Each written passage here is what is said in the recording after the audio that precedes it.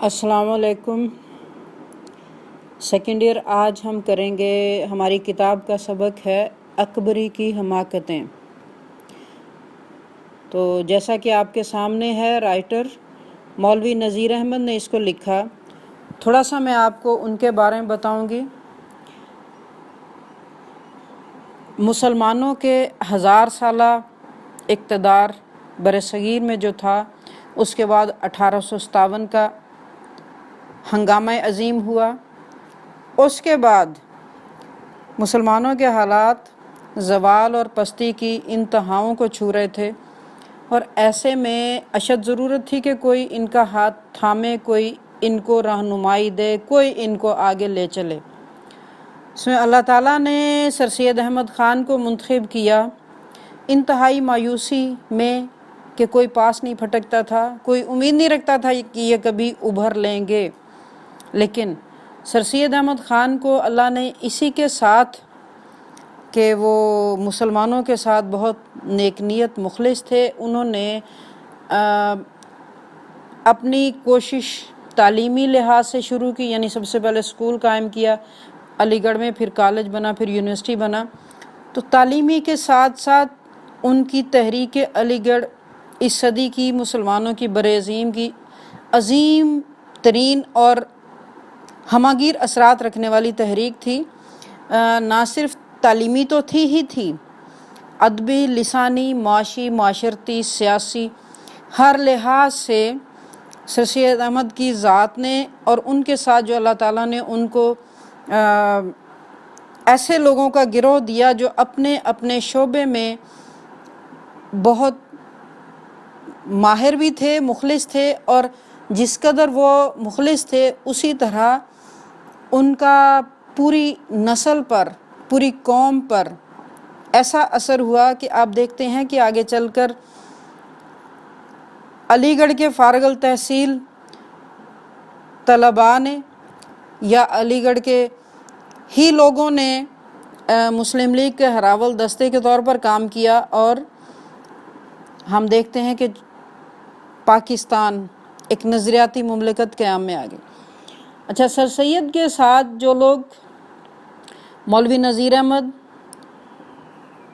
شبلی نعمانی، الطاف حسین حالی، محسن الملک، وقار الملک، سید امیر علی، یہ تو بہت ایسے لوگ جو ان کے دائیں بائیں تھے۔ اس کے علاوہ بھی سینکڑوں نہیں، ہزاروں، لاکھوں اس تحریک میں، اس کے مقاصد میں شامل ہوتے گئے، اور شاید اتنا باوجود ہے کہ اپنوں کی طرف سے مذہبی جماعتوں سے مخالفت بھی تھی، لیکن سر سید نے شاید نہیں سوچا ہوگا جتنا زیادہ اثر ہوا، پھر اس کے اثر کے نتائج اور محصولات بھی ہوئے۔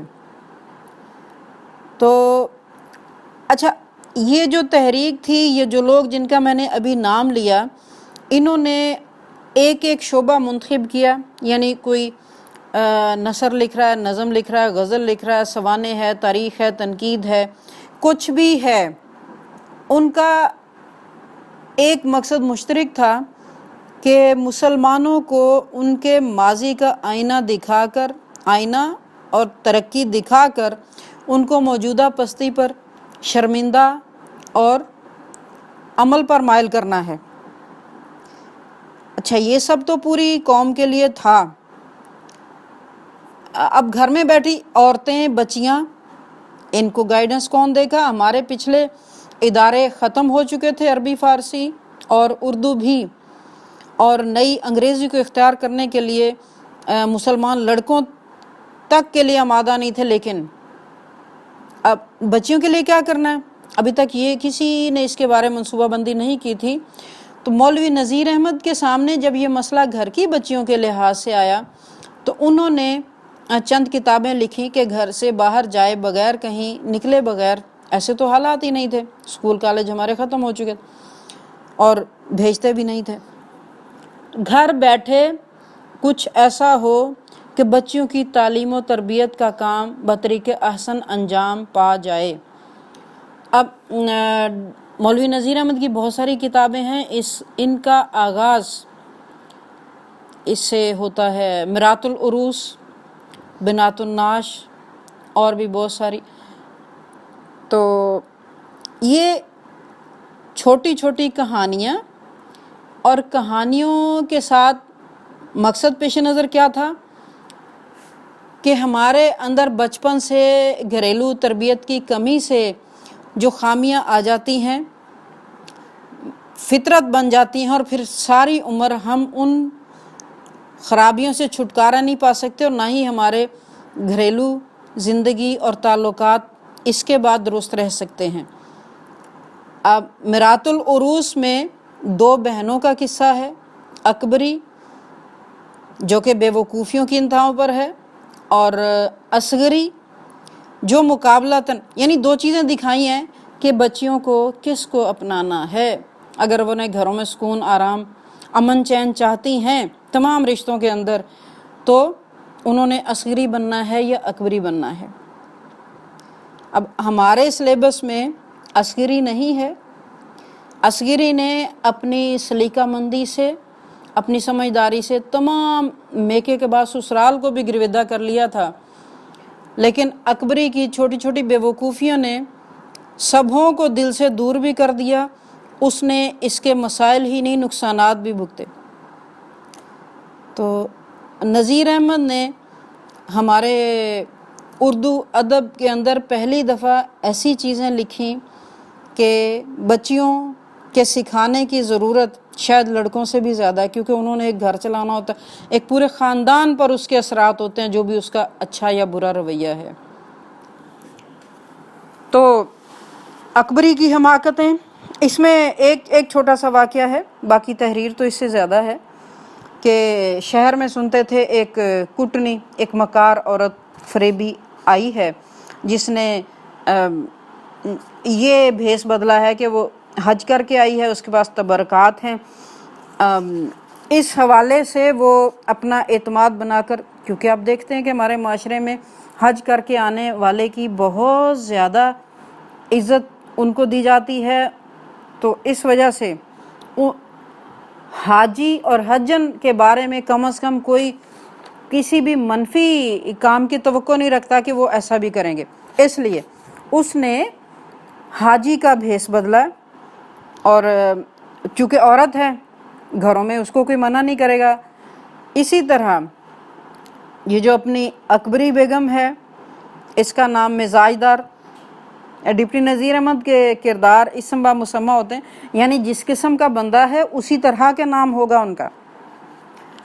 तो ये इन्होंने घर बुला के बिठा लिया, 1-2 चीज़ें ली, वो तो उसका तो मकसद ही यही था, बच्चे एतमाद बनाए और उसके बाद वारदात करें। तो हजन के साथ ये 1-2-3 नशिस्तों के अंदर इस कदर बेतकल्लफ हो गई कि उनको तमाम घर के हालात बताने लगी।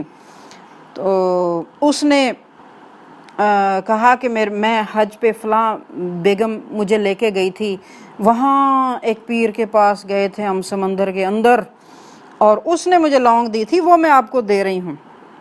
ये लौंगे आप एक अपनी चुटिया से बांधो और एक मियाँ के तकिए के नीचे, और उसके साथ उसने कहा कि आपने सफाई का बहुत ज़्यादा एहतमाम करना, जो कि ये अपने मिजाज की वजह से पहले नहीं करती थी। अब देखें बच्चे, नफ्सियाती और फितरी तौर पर जब घर में सफाई हुई, तब्दीली नज़र आई है, अक़ल को अच्छा लगा, और वो इनके साथ बैठ के जो पहले आदत नहीं थी नरमी से बातें करने लगा। ये समझी कि तावीज़ का असर है।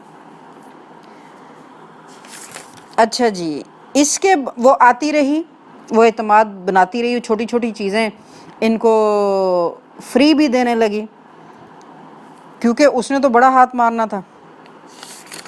अब वो एक दिन जेवरात की बात हुई है, तो ये कहती हैं कि हाय डोरा कौन डलवा के दे। उसने मंगाए जेवरात सामने, और कहती कि ये तो कौन डोरा डलवाए कौन उजलवाए। तो हजन फरमाती हैं कि ये कौन सा बड़ा काम है, लाओ मुझे तो मैं डलवा के ले आती हूँ। ये जो आप गले का जेवर बनाते हैं, उसके अंदर उसकी पिछली साइड पर डोरी होती है, वो ज़ाहिर है कुछ अरसा इस्तेमाल से ख़राब हो गई, अब उसको नया डलवाने की ज़रूरत थी। ये तो ये समझती है कि कोई मेरे काम ही नहीं करता, और ये एतमाद बनाने के बाद ये पूरा का पूरा अपना जेवरात की पोटली या जो भी जहाँ रखे हुए हैं ना, ان کو دے دیتی کہ ہاں ٹھیک ہے آپ ان کو پالش کروا کے لے آؤ، اجلواؤ، ساتھ اپنی ملازم کو بھیج دیتی ہے۔ اب تھوڑا سا آگے جا کر وہ حجن اس کو کہتی ہائے ناک کی کیل کیا ہوئی، جاؤ ذرا دیکھ کے وہاں پڑی تھی۔ ملازم کو بھیج دیا واپس، اب وہ اکیلی ہے، آزاد ہے۔ 5 منٹ لگتے ہیں بندے کو گلیوں کے اندر غائب ہونے میں۔ یہ گھر پہنچی، اکبری سے بات کی، اکبری نے اس کو بھیجا، لیکن اکبری کو سمجھ آ گئی کہ کچھ ہو چکا ہے۔ لو جناب، پھر یہ لوگ ڈھونڈتے رہے تو اب مطلب نہ صرف ہمسائے، دکاندار، سبھی لوگ بھاگ پڑے، اور پتہ چلا کہیں کی بہتی بہاتی مہینے بھر سے کرائے پر آ کر آ رہی تھی۔ ایسے لوگ نشان نہیں چھوڑتے، واردات کرنے کے بعد علاقہ بدل لیتے ہیں۔ بہتی بہاتی مولوی نذیر احمد محاورات کا بہت اچھا اور برجستہ استعمال کرتے ہیں۔ مطلب یہ کہ اس کا کوئی پکا ٹھکانہ نہیں تھا، خانم بدوشوں کی طرح سے یہاں ہے وہاں ہے، آگے چل دی، اس کو کیسے ڈھونڈا جا سکتا ہے؟ یہ رو دھو کے بیٹھ گئے، اور اب عاقل اور اکبری ایک دوسرے کو الزام دے رہے ہیں کہ تم نے بھی مجھے نہیں روکا تھا، اور وہ کہتا ہے کہ تم کیوں نہیں رکی، تم نے غیر کو آنے۔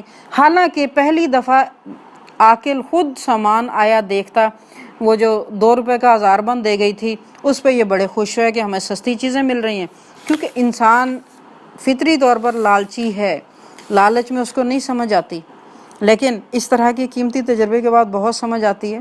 لیکن اچھا، سمجھ آ گئی، زیور جا چکا، اس سمجھ کا آگے کیا فائدہ ہوگا؟ اگر انسان صحیح وقت پر صحیح فیصلہ کرے تو اس قسم کی ندامت، نقصان اور شرمندگی دونوں سے بچ جائے۔